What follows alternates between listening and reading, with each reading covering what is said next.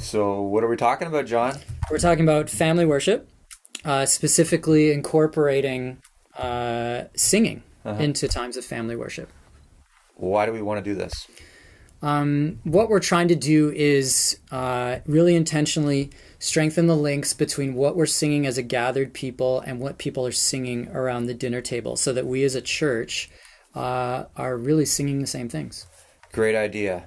Great idea. My family, when we sing hymns in church that we sing at home, my children know the hymns by heart, and you can tell that it's that much more impactful. So how are we going to do it? So a few things. To start, we're going to have a suggestion of 5 songs or so that we want to encourage our families to be singing during family worship with their families. And these will be songs that we also do on Sundays. Some of them we already do. A couple of them we'll be introducing.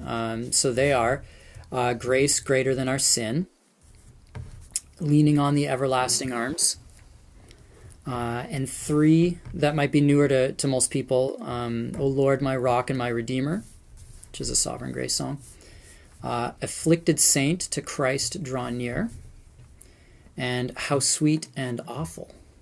Awful. Sweet. So it's a awful. sweet and awful song. Yeah. The first part of the song is really nice. Yeah. And then it's awful.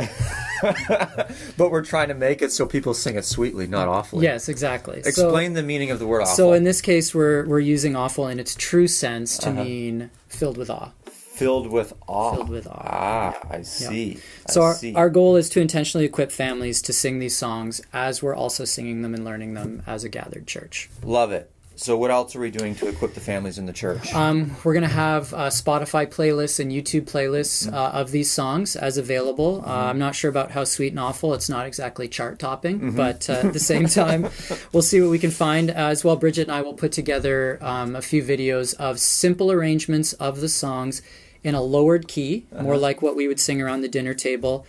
Easy to follow, simple, that people can use around the dinner table.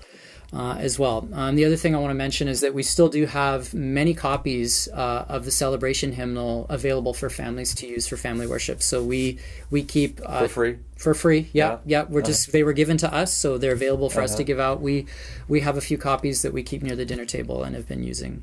So that's cool. So what my family's done is one of my daughters has typed up all the hymns that we've learned as a family, put them in a duotang for each family member, and then when it comes time for family worship, she kind of gives them to us. That's great. Which and is great. We can prepare something like that too with these hymns. We can have lyrics available that would be awesome for people so that they can. Yeah, so basically you're giving us the opportunity as families to learn a few hymns, and then we're going to be incorporating those hymns regularly into our worship services over the next few months. That's right. Yeah. And we're pretty diverse with our song selections. So one question me, why are we just doing hymns for this particular good question. Focus? And I think the answer to that is that family worship is a great opportunity to catechize your kids. And they're little sponges, especially the younger ones, when it comes to memorizing things. So we don't want to underestimate their ability to memorize material. And hymns tend to be filled with a lot of truth and a lot of Orthodox Christian faith. And so as they grow and they head out into the workplace or pursue higher education, these songs will serve as a guard over their mind without them even realizing it, to protect them from basically false teaching or whatever other things they might run into. So we just want to capitalize on their ability to memorize this stuff young. God will use the hymns to fortify their spiritual mettle. Yeah, and Spurgeon's a great example of that. When he was young, he memorized lots of hymns. I think it was his grandmother who gave him like a little bit of money every time he memorized a hymn.